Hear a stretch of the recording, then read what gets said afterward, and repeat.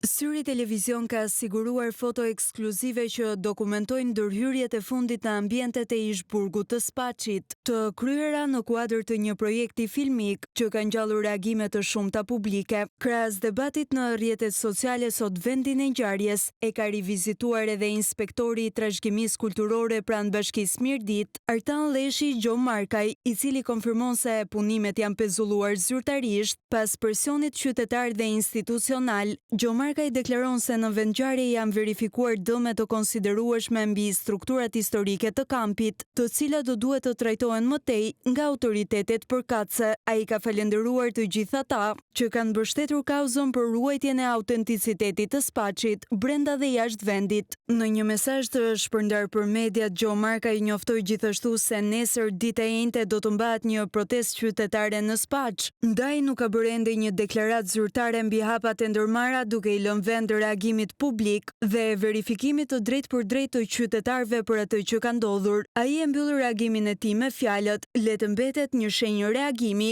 kundër pushteteve."